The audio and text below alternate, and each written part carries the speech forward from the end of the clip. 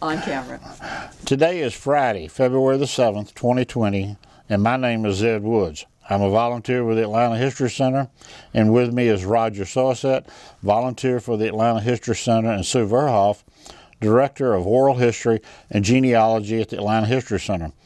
We are here today to record the oral history of Mr. Vincent Corica, who served in the U.S. Army in Vietnam War. Mr. Corica's oral history is being recorded for the Atlanta History Center's Veterans History Project and participating with the Library of Congress. We are honored to have you with us, Mr. Corica, and thank you for your participating in the project. To begin, would you please state your full name and date of birth? Yes. And also, Ed, to make this easy for you and me, just call me Vince. Vince. Don't worry about the last name. You got it. You capiche? Capiche. I think you capiche that. Hi, I'm Vince Corica. I was born on October 24th, 1947 in Johnstown, Pennsylvania. And I am the proud second generation member of an Italian immigrant family. My grandmother, Maria Vita Corica, and her husband, Vincenzo Corica, got on a ship from Sicily. She was 6 months pregnant with my father when she got on that ship, not knowing a word of English and never again to see her family. That's the kind of family I'm trying to be proud to represent. So, as I went through life in Johnstown, work was important, religion was important, family was important, and somewhere along the line I fell in love with the notion of going to West Point. And that's all I ever wanted to do from the age of 11. So that was good because that was the only way I was going to make it into college other than ROTC.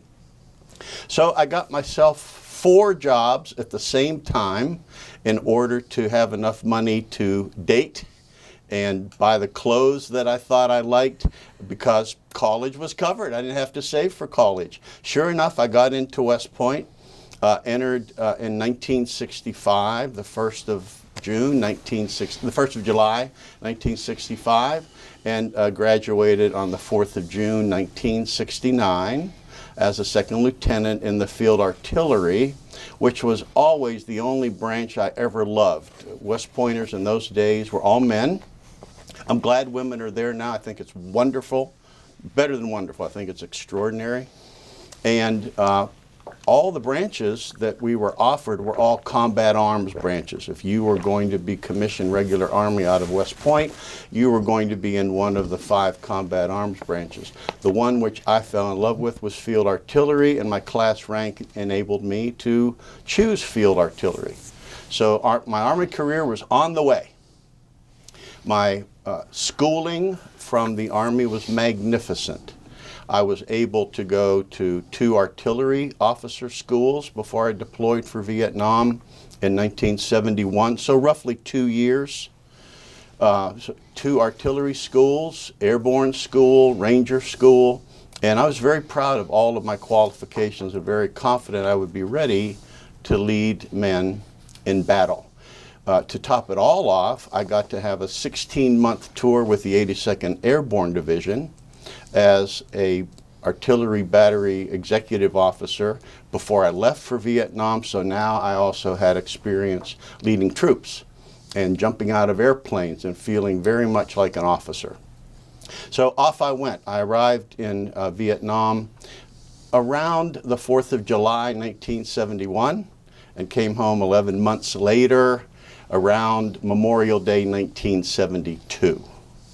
During my time in Vietnam, those 11 months, I was blessed to have some amazing jobs. Now that I look back on it, I did not appreciate how important the jobs were that someone assigned to me. I didn't get it. I didn't know that being an assistant operations officer in an artillery battalion was a really important job. I got to see everything, and I got to participate and plan and oversee operations and field artillery's role in those operations. It was magnificent. I did that for 3 months.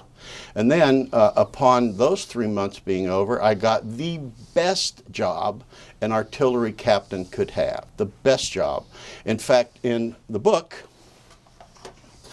I'm Ready to Talk, which my family is very, very familiar with, because in tears I gave each of my family members a copy of it this last Christmas. Thank you, Bob Babcock, wherever you are, for ensuring that we wrote that book. Oh, and I didn't just put 2 stories in here. I helped edit this book, and Bob gave me a sentence in the beginning. My editors, Norman Zeller, Mark Walker, Vince Corica, teamed their editors' eyes with the experiences they had during the Vietnam War to make sure this book is as real and as accurate as it can be. So thanks to this book, I was able to gather my feelings. I've never been troubled by Vietnam. I was not damaged physically or emotionally. I know a lot of men were. But I wasn't. So it wasn't that I had difficulty speaking about Vietnam. It was that I never took the time to collect the thoughts.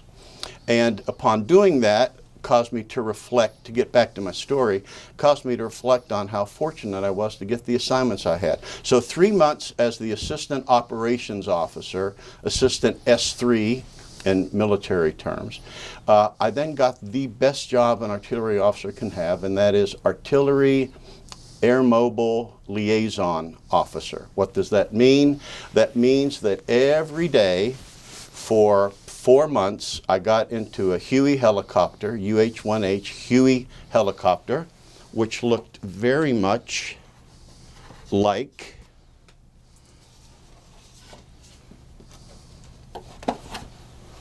this.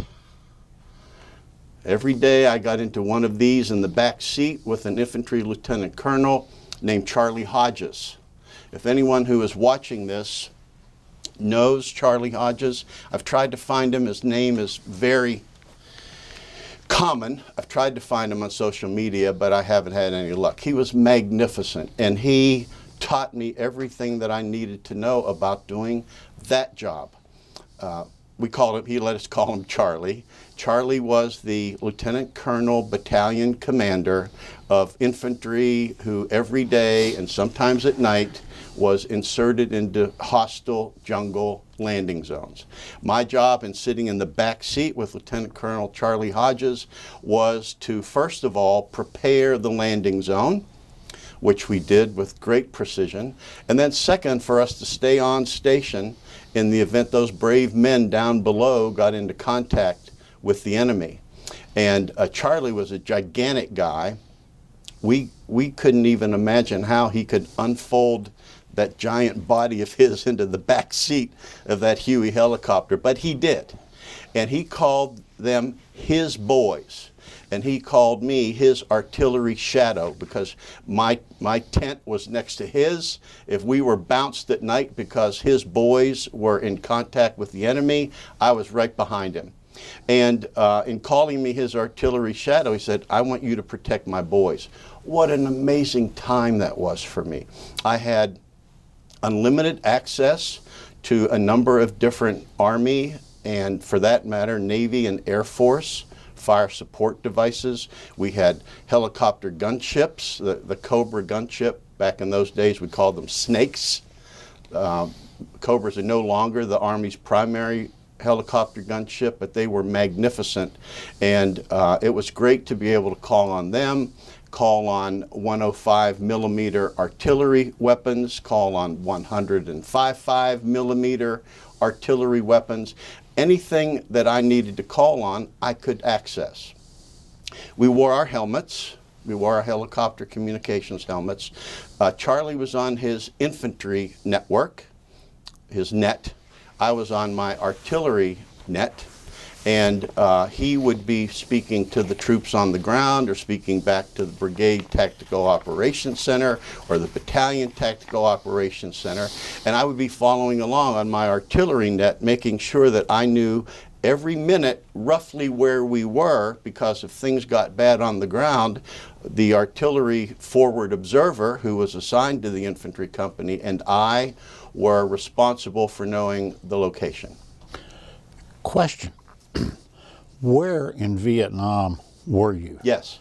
So thanks for that. I should have mentioned that earlier. So the 3rd Brigade of the 1st Cavalry Division was still deployed in Vietnam at that time. It was the only brigade of the Army's 1st Cavalry Division that was still in Vietnam. The rest of the division, the 1st Cav Division, as it's called, had been moved back to the U.S., but the 3rd Brigade, 1st Cav, was still there. And their area of operations was around Bien Hoa, which is 53 miles northeast of Saigon, now known as Ho Chi Minh City.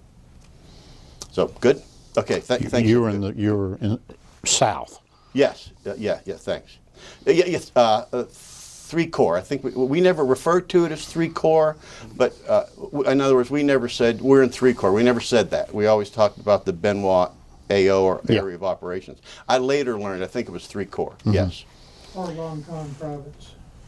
Oh, yes? Okay. Province. Thanks, Roger. Okay. Okay, so here we were. And for 4 months, day in, day out, weather permitting, Charlie and I were airborne. Even if his troops were not in action, they were always being inserted or extracted, and we provided fire support when that happened. As I was saying, the Field Artillery Forward Observer, who typically was a 1st lieutenant or a 2nd lieutenant or sometimes a senior non-commissioned officer, was responsible for always knowing where they were, but so was I from the air. So on 3 different occasions, we were required to rescue the crew of downed helicopters. One of the most wonderful tactics in Vietnam that I observed was what everybody called the pink team. There was a white bird, the little bitty observation helicopter that looked somewhat like a tadpole with rotors. That was called the white bird. That was the observation bird. And that bird had a pilot, sometimes a gunner, but always an observer. The red bird, where the pink comes from, was a Cobra. And the Cobra was a frightening looking machine in that the pilot and the co-pilot sat front and back of each other. And if the white bird went down, the Cobra could not land and rescue them. There was nowhere to put anybody. The Cobra was filled with brave pilots and co-pilots. So those of us who had responsibilities to overfly areas of operations and help our boys on the ground, that was on us. And nobody was left behind. Everybody knows that. All first responders know that. All military know that. I'm not saying that like it was never mentioned before, but that's the way it was. No one was ever left behind. So Charlie made sure that we were really good at that. So we practiced doing landings, extracting downed helicopter crews. Maybe they'd be living, maybe they'd be mobile, maybe they would be neither. And that was hard work, but it's dangerous work. The white bird goes down. Where are they going to go down? Are they going to be in the trees? Are they going to find a small landing zone to put their ship down in? Then we got to land somewhere close by, and if they're not mobile, Charlie and I had to go get them. So this was where Charlie was characteristically hilarious. He said, "Boy, everybody on this bird but you and me has a job. When we land, we're the rescue critters. I'm the chief rescue critter, you're the assistant rescue critter, we're going to go get them." And I said, "Okay, Charlie, I will. He was a ranger, and he liked that I was a ranger, and he said, "Rangers lead the way. We're going to be good at this. We're going to be the best. We're never going to let any bird sit in our AO." So we did that 3 times, and it was a wonderful tour of duty for me with Charlie. On my last day of my whole tour, I have 4 more months to talk about. On the last day of my whole tour, my battalion commander pinned on me decorations that I had no idea I had been submitted for. Nobody told me I had been submitted for 11 air medals, one with V for valor. Nobody told me. I was shocked, proud to tears, but shocked. So people would say, well, what? When did that happen? I said, I don't know when it happened. I do know, based on the orders awarding me the decoration, that it happened on the 8th of December, 1971. I didn't keep a calendar. I didn't keep a journal. I didn't take nearly enough pictures. So my best guess is that on one of those 3 occasions, the only time on those 3 occasions when we actually rescued crews, did we ever have to get out of the helicopter. The other 2 times they were mobile. They ran over to the bird. All we had to do was put a hand down, help them get up on the skids, and jump into the back seat with us. But one time, the rescue critters did have to leave the bird. So we took off our helmets, and now we had nothing but hand signals. Because he was on his infantry net, I was on my artillery net, helmets off we go. He gets off of his side of the bird, I get off of my side of the bird, and when his boots touch the ground, I hear him say, "Yeehaw!" And off we went. Our 2 pilots were okay. They couldn't walk. They weren't wounded. They weren't seriously injured, but they could not walk. So we put them, he took the pilot, I took the observer. We put them in a fireman's carry, brought them back to the helicopter. Immediately back to battalion headquarters, where Colonel Charlie Hodges ordered them to medicate with cold beer immediately. We refueled the bird and got in the air again. We never knew their names. They never knew our names. I don't know if that's what happened or not, but that was the only day in my time there. And in December, I was with Colonel Charlie Hodges. That's how I think I got my now coveted air medal with V with an 11 on it. I'm so proud of that. So I was worried that Colonel Hodges' tour was coming to an end. And I knew I couldn't fall in love with anybody like I had fallen in love with him. He was it. There wasn't anybody that came across him that didn't love him. Our Huey flight crew would not fly with anybody else unless they had to disobey orders to do that. We always had the same pilot, the same co-pilot, the same door gunners, the same crew chief, the same bird, tail number 871. So I was worried.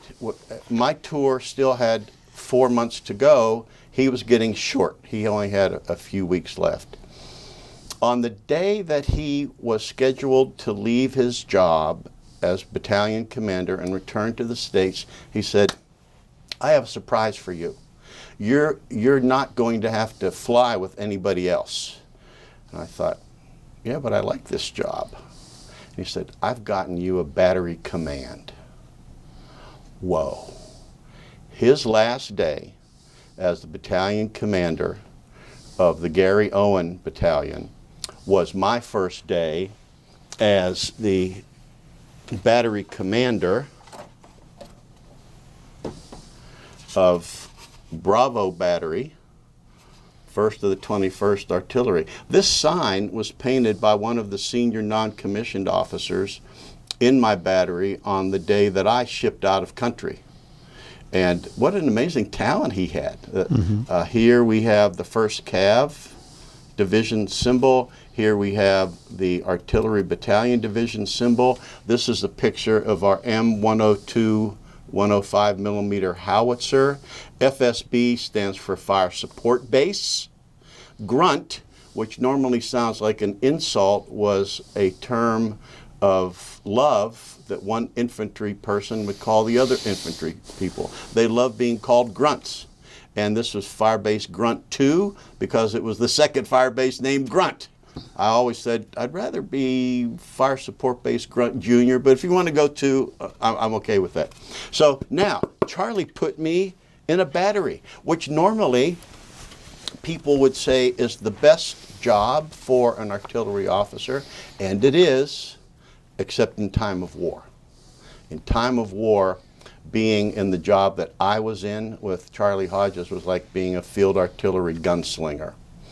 So now we are 7 months into my tour. I've just been made a battery commander. It was a wonderful opportunity. Here are a couple of photos. As I said earlier, I didn't take nearly enough pictures, but some of my men did. So you can see me here. I only made one pretty bad mistake in the Army. That was growing that mustache. Rock Hudson had a mustache. Tom Selleck had a mustache. Everybody, Burt Reynolds had Vince Corica wanted a mustache. I swear to God, it kept me from getting promoted to major, which I then later got out. I think that was the only mistake. I don't know why I did that, and I didn't know it was bad. But my wife liked it, and she married me. She agreed to marry me on our third date. So maybe the mustache was meant to be. And then here, look how beautiful that machine is. That's a 102, 105, M102. There's no translation for that. That's just the name of it. 105 millimeter howitzer. This weapon is a precision artillery weapon. As cannons go, a 105 millimeter howitzer is capable of firing around 8 or 9 miles. And the projectile, which is the sharp pointy part of what you see when you see what looks like a bullet, that weighs around 11 pounds. And you can fire this howitzer at 3 rounds per minute. That's the sustained rate of fire. And the kill radius on one of those rounds in the open is around 30 yards, a 30-yard killing radius in the open. In the jungle, we had to bring that down because of the triple canopy jungle. So the kill radius that we would compute when we were firing in support of our boys was more like half that, more like 15-yard killing radius. Because we knew our area of operations only extended a certain amount of kilometers or miles around where we were, we automatically cut off one of the powder bags that came in a 7 powder bag daisy chain with each of these rounds. The artillery round had the hollow shell in it. There were 7 white bags of powder in that brass casing. Then the projectile was emplaced on top of that. We automatically cut the 7th bag of powder off of the 7 bags that came in the round so that we didn't accidentally overshoot and hurt some of our own people, because there was no way we were ever going to be assigned to shoot outside of the area of operations to which we were assigned. If our troops needed help outside of our area of operations, somebody else would provide that fire support, not us. I thought that was great. That took a lot of worry out, because the worst thing that an artillery officer or any military person can have happen to them is thinking that you hurt someone of your own troop. So that's what I meant by the several parts of the round. Now, in our battery, it was just jungle when we first took over, but the Army Corps of Engineers brought in giant earth-moving equipment and leveling equipment, and then it was up to us. I had as many as 70, as few as 70 men, as many as 100 men, depending upon our strength. We had 6 of those 105 millimeter howitzers assigned to us. That was what a field artillery battery was composed of. Typically, a crew of 5 or 6 men was needed to operate the 105 millimeter howitzer. It was specifically designed for the Vietnam War. Its predecessor was on trails. So there one leg, another leg, those were trails. And if you wanted to move that weapon, the troops had to pick it up, turn it around on a pivot. It was imprecise, it was dangerous, it was hard. The M102 had a wheel with a wonderful tire on the back, and we were able to just wheel it, just turn it around, wheel it with precision. So that's one of the beauties. I want to show it again.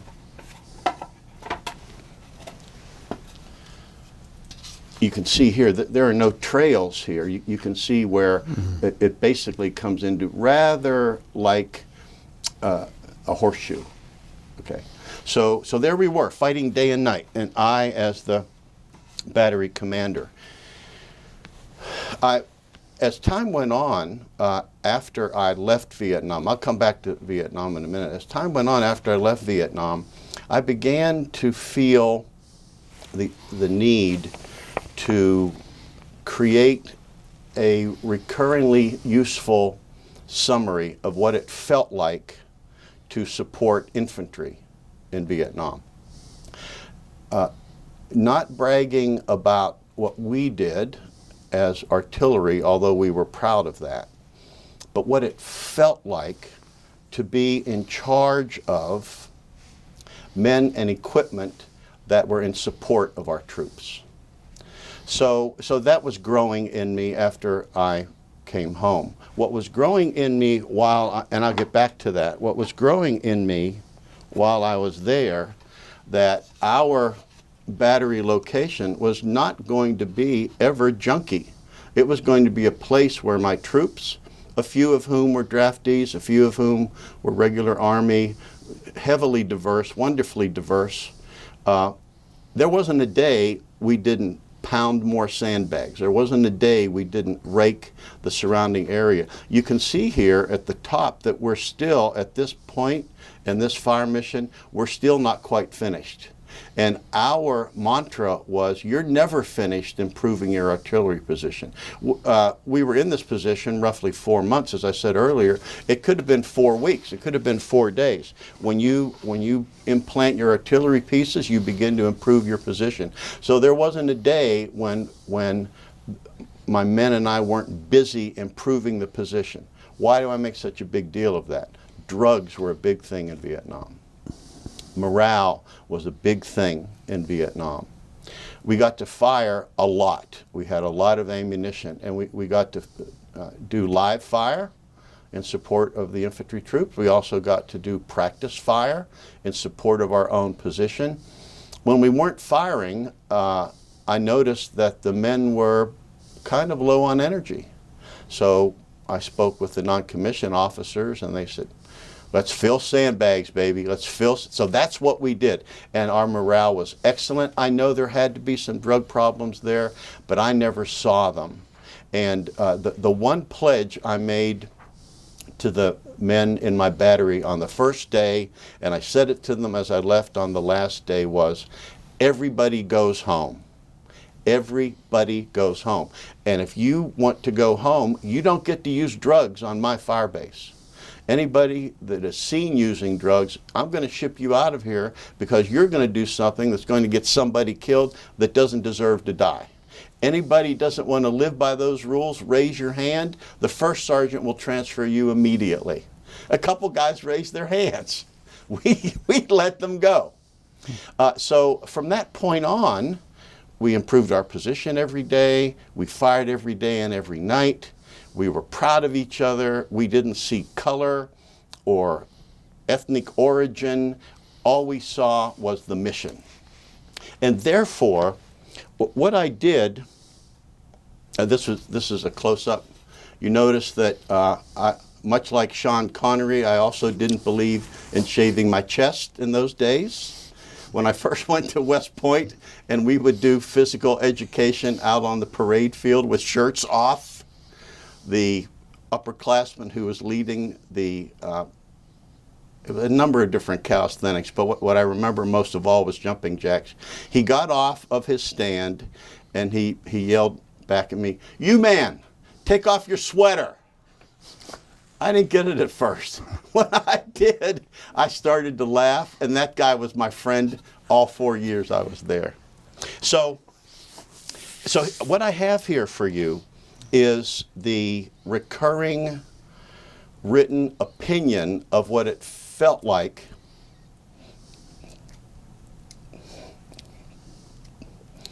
to support our troops. Take your time. I think I can make it through this. I'm not going to read it all, but the part that that I thought was interesting. This might be 3 minutes or so, okay?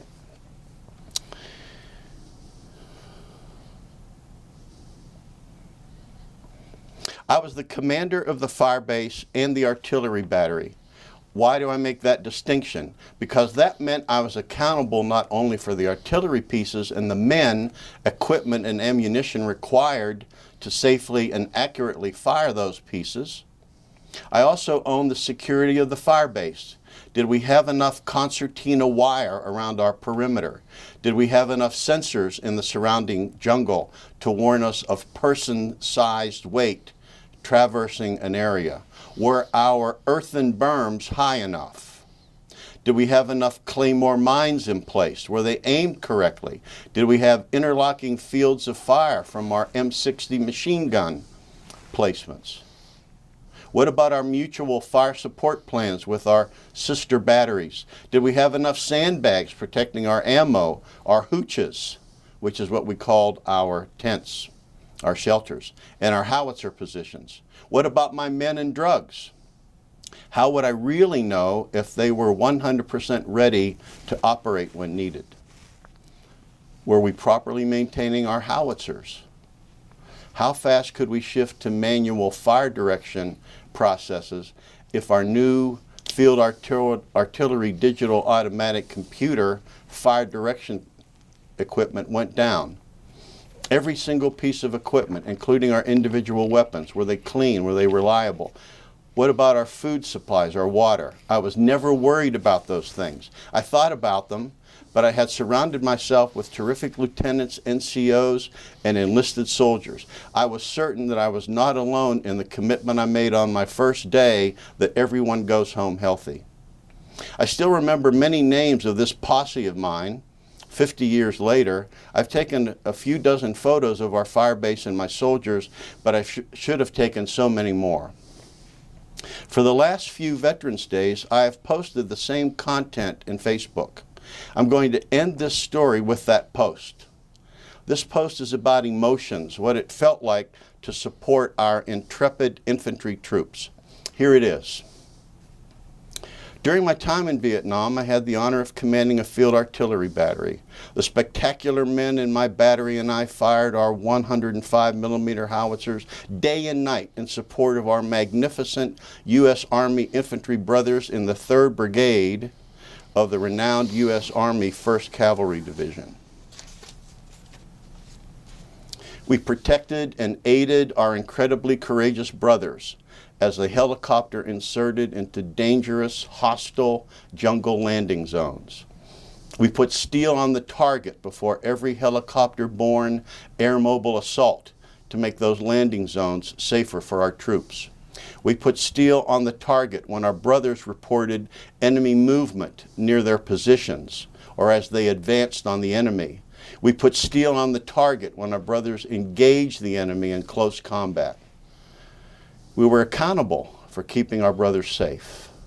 We were accountable for assuring them that they were not alone as they did their astonishingly dangerous work.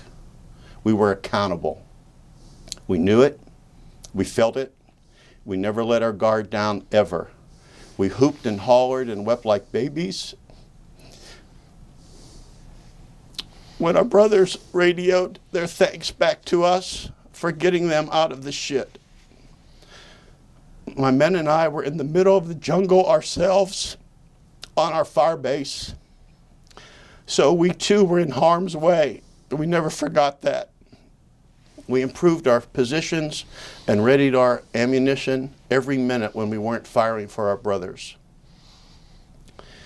All the men in my command did return home without a scratch, thanks to our constant vigilance and our in-depth preparations and rehearsals. Men of every race, creed, and color, strangers when we met, trusting and beloved comrades after one handshake. Volunteers as well as draftees, career soldiers as well as short-timers, officers as well as enlisted, all for one and one for all. It was no more complicated than that. We went to Vietnam for our country. We fought to protect ourselves and our brothers. Other than my wife, my family, and my friends, my 8 years as an officer in the United States Army are the proudest, most indelibly important achievements in my life. When people thank me for my service, even more than 40 years after taking off my uniform for the last time, I swell with pride, I smile, I stand up a little straighter, I look them in the eye and reply, "Thank you, it was an honor to serve." Every Veterans Day. That's what it felt like to be a part of that war. So I came home unharmed, and I had a number of wonderful opportunities despite my mustache. One of them was being assigned to the Panama Canal Zone, to the 193rd Infantry Brigade, where I got to command another artillery battery. And I arrived in Panama in the summer of 1973, having come home on Memorial Day 1972, a couple more schools, a little bit of leave. And I thought my Army career was launched and moving well, and it really was. And then I met a girl. She is from Mississippi, and she was visiting her high school girlfriend and her family, who was stationed on the same post, Fort Kobe, Panama Canal Zone. She was only going to be there for 2 weeks. That's what her visitor's visa said. And I saw a picture of her, and I thought, okay, I would like to meet this young lady. So she had a date, and I called the quarters where her girlfriend lived with her Army husband, and I said, is that girl from Mississippi there? She said, her name is DeLynn, and she has a date. I could tell her friend didn't like me. I think she thought I was dangerous, and I was. So I said, well, can I leave a message for her with you? She said, what is it? I said, would you ask her to call me when she gets home? And she said, did you not hear me? She has it. I heard you. So she did. She called me. I went over there. We talked all night. We had breakfast the next morning, spent the day together. We had breakfast the next morning, spent the day together. On the third day I knew her, I proposed. She said yes. We were married in December of that same year. So I met her in July. We were married in December. And our first child was born on December 1 year later. And now, having had a family and seeing what it was like up close, I knew that my time in the Army was good to me. I was good to it. I was obligated as a West Point graduate to serve 5 years. I served 8. So the Army was good to me. I was good to it. I got out with my head held high. I had a great civilian career, worked for a number of wonderful companies, made a lot of friends who did so many wonderful things for me.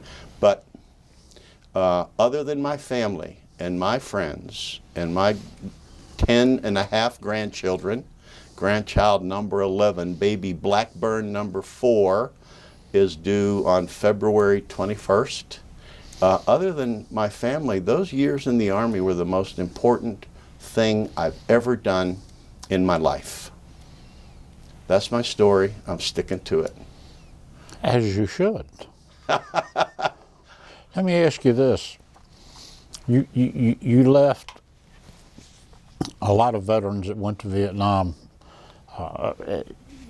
and when they go to Vietnam, they absolutely have no idea what to expect. And when they get there, then the expectations are entirely different from what they thought they expected. Yes, yes. What was your first impression when you landed in Vietnam? Yeah. Wonderful question, Ed. So, I don't mean to sound maudlin, but I didn't think I was going to come home. I lost my best friend in Vietnam. I went to Ranger school. I am Ranger qualified, but my best friend, Paul Sawtell, who was my West Point roommate, was killed in action as a Ranger. And I was broken in two by the loss of Paul. I think the camera can catch this. My family has seen this on the wall in my office. When a West Pointer dies, if he or she wishes to be buried at West Point, if your class has not yet placed a ring in the West Point Library, we're all very proud of our West Point rings. Paul had exactly the same ring as I. He gave me his ring when he left for Vietnam. He said, I don't think I'm coming back. Hold on to my ring for me. But he was a ranger. Every day he was out there doing remarkably dangerous things he couldn't even tell me about. So I arranged to have Paul's ring emplaced in the West Point Library as the ring of the class of 1969. And on our 50th class reunion, I've been to Paul's gravesite many times. This is Paul's gravesite in the West Point Cemetery. So now back to your question. I didn't think I was coming home. But I was a soldier. I went to West Point. Those things happen. So my expectations were, I want to be in the thick of it. I don't want to be in no disrespect to anybody's service in Vietnam. We all served. That wasn't for me. So the first thing I did, I saw a field artillery officer with Lieutenant Colonel leaves on his uniform, and I went over to him and I asked him, "Sir, where are you going?" And he said, "I'm going to command an artillery battalion." I said, "Can I serve with you?" He said, "Well, let's talk first." We had a couple of beers. He thought I sounded promising. I thought he sounded promising. And it was he that pinned on. I thought I brought, yeah. This is him. This is Lieutenant Colonel, right? You better get your left from your right. This is Lieutenant Colonel Jack B. Keaton. This was the guy that I saw on my first day in the repo depot, the replacement depot. I think it was at Long Binh, and he essentially got me assigned to his battalion, and it was thanks to him that I had those 3 months as an assistant operations officer, that I got to ride with Charlie Hodges as an artillery airborne liaison officer, and I got to command this battery under Lieutenant Colonel Jack B. Keaton. So I met my mentor on the first day I was there. I would have also followed him anywhere, the same way that I felt about Charlie Hodges. So that was how my story ended up. Because I didn't expect to come home, again, I'm not trying to sound brave, I wasn't afraid of anything. I knew my mother was praying for me. I knew my grandmother was praying for me. And I did once in a while, I felt an envelope of tranquility and peace around me in dangerous times. I mean, up there in a UH-1H in a Huey helicopter circling an active firefight, we were sitting ducks. And you'd see those green tracers fly by the bird plenty. Although we all sat on our flak vests, everybody had two. We wore one and we sat on one. That didn't mean I didn't wear my steel pot. It didn't mean I didn't carry a sidearm and an M16 and a knife. But I didn't need any of those things. So my dream came true. I got to do all those things that I wanted and come home. When you left Vietnam, did you come home on a Freedom Bird, a commercial airline, or was it with a group? What? Yeah, wonderful. I guess Freedom Bird is that when it's a civilian airline? Civilian. Yeah. Mm-hmm. So I flew over in a civilian airliner. It was all troops though, all men headed for Vietnam. And I flew home on one of those. Being from Johnstown, Pennsylvania, you don't fly into Johnstown unless you're a bird. So it flew into Pittsburgh. I didn't encounter any hostility whatsoever. I wasn't welcomed, I wasn't loved, I wasn't adored, I wasn't applauded, which I love about our troops these days. I love that. But there was no hostility, so I didn't come home to anything unhappy. It was easy to tell from our hair that we were military. We didn't fit in anywhere. Everybody knew I was a soldier. But it wasn't long before I was off to another school and then off to Panama. And then as a soldier, it didn't matter much anymore because kind of all you saw were soldiers. So I told my mother and Nana, the same one that got on the boat, pregnant with my father, that one, Maria Vita. You know, Nana lived to be 98. Of those 98 years, I think,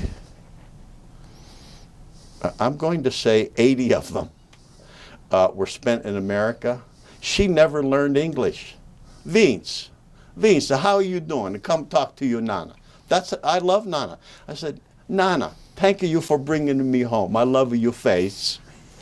So it was good for me. It was good for me. I had no bad days in Vietnam. I've had no bad nights. I've had no bad experiences with the VA hospital. I have a pair of $6,000 hearing aids that I'm not wearing them now, but I have a pair of $6,000 hearing aids.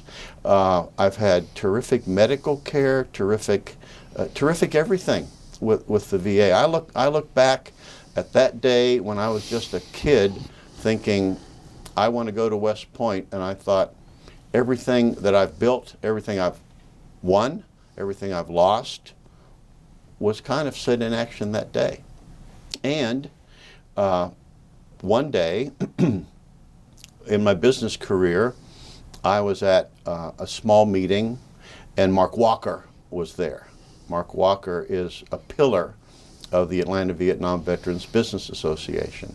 And he noticed I was a speaker, he noticed in my biography that I was a Vietnam veteran. He gave me an AVVBA, Atlanta Vietnam Veterans Business Association card, and I joined the Atlanta Vietnam Veterans Business Association. Roughly a year ago, John Butler, our current president, said, I have submitted your name for executive vice president of AVVBA. Now, because I went to Vietnam near the end of the war was winding down. We all knew that. The peace agreement was signed in January of 1973. I left on Memorial Day of 1972, that's 6 or 7 months later. I look younger, I am younger than a lot of my brothers because I went there in the withdrawal phase. And I said to John, I'm not qualified to be the executive vice president of AVVBA. And he said, if I'm qualified to be the president, anybody's qualified to be the executive vice president. So here I am in my Atlanta Vietnam Veterans Business Association full battle regalia, minus my name tag. And I'm so proud. I'm so proud to be a part of that. And I guess I am qualified because mostly all I do is say, I'll do that, and then I do it. Like editing this book. This book is wonderful. I bet I put 20 hours in editing this book. Does a hyphen go here? How do you spell band me to it? How do you spell Long Been? Is there a hyphen between the M and the 16? And good old regular grammar. By the way, editing this book was the first big thing I gratefully had a chance to do on behalf of AVVBA. I go to the meetings, I enjoy the speakers. I had never given anything back. This I was going to give back. So when Bob Babcock was looking for editors, I put my hand up, and English was the only subject I was ever really never afraid of. So for me,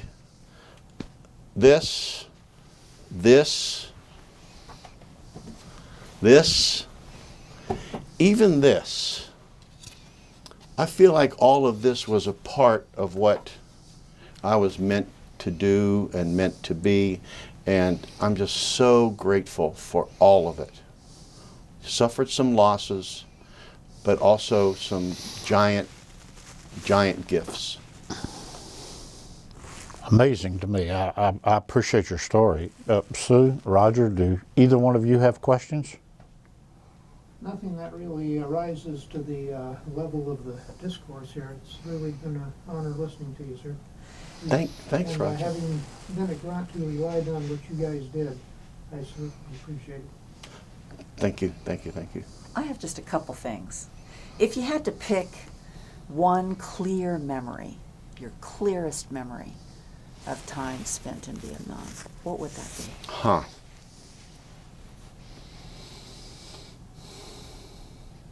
The clearest, that's a wonderful question. This. I was so shocked when Colonel Keaton put all those medals on my chest.